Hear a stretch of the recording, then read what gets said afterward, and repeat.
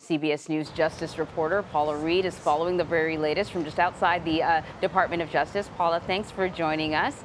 Paula, I'm going to get to Jeff Sessions in a moment, but I want to start with something else. We've just learned that the Senate Judiciary Committee has subpoenaed former Trump campaign chairman Paul Manafort. What can you tell us about that? Well, he was originally expected to testify tomorrow, but then we got word late Friday that he was in talks with the committee to perhaps provide them with some documents and then agree to talk privately before being called to testify publicly. Now we've learned those talks have broken down, so they're issuing a subpoena to force him to come before them tomorrow. All right, so turning back to Jeff Sessions, the president tweeting just this morning, what has his reaction been to the president's latest attacks beyond what we heard from him, which was just last week during a press conference where he said he's not going anywhere? Have we heard anything more about how he's reacting to this?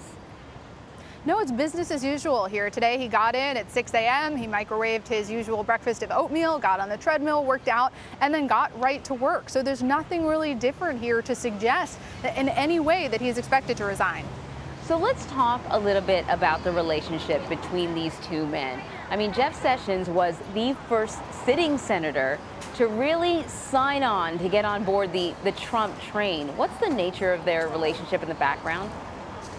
That's right. He was the first senator to publicly endorse then candidate Trump. And at the time, it was kind of a risk because candidate Trump was considered a long shot. And Jeff Sessions, already someone who wasn't exactly part of the mainstream Republican Party, had a lot to lose. It was a bit of a gamble. But when he was elected, he was rewarded with a job as Attorney General. And it seemed that he has dutifully carried out the president's agenda, specifically on immigration. But the president continues to be very frustrated with him for stepping aside in the Russia investigation.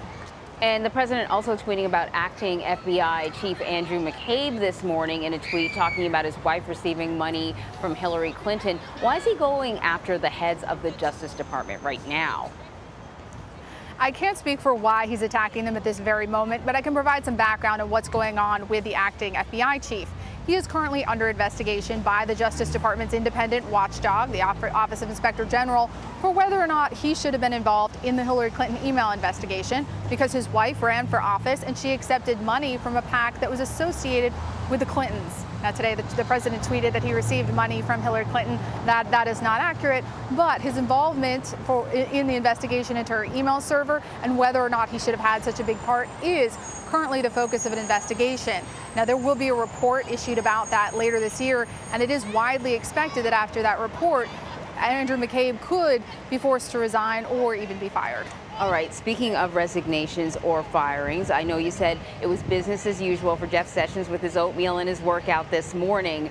But what is the likelihood that President Trump lets him go or he resigns as the pressure heats up? I don't see him resigning at this point. I mean, this is a man who's been in politics for decades. One of the most common criticisms leveled against him is that he is, quote, racist for a lot of the policies that he has tried to push forth. That did not deter him from repeatedly being reelected as a senator, and it doesn't appear that being called beleaguered is going to deter him from becoming the Attorney General. And it's interesting, in talking to people inside the Justice Department, while they may not all be huge fans of Jeff Sessions, they're kind of rallying around him sort of as a defense of the institution as a whole. They take issue with the president's attacks on the FBI and the Justice Department. So it seems that he has the support of a lot of people here, even if they disagree with his politics. As to whether or not the president will fire him, well, he certainly has the authority to do that. But that would also mean that he had fired 2 attorneys general and an FBI chief within just the first 6 months. That could be a little too Game of Thrones for a lot of voters to continue to fire people in an institution that really benefits from continuity of leadership. And it would also mean trying to find a replacement. It was a pretty rough go for Jeff Sessions. I can't imagine it would be any easier to find a replacement. Exactly. A confirmation hearing for a new attorney general right now would be pretty much a nightmare, and whoever was nominated would also likely have to recuse himself from the Russia investigation that is now in the hands of Bob Mueller. Now, Rod Rosenstein would become the acting attorney general if anything happens to Jeff Sessions, but the president has tweeted criticism of him as well, calling into question whether or not he's a Republican. So it doesn't seem that he would get the top job, but he would at least have it in an acting capacity until some replacement could be found and confirmed. Paula Reed in Washington. Thank you so much, Paula.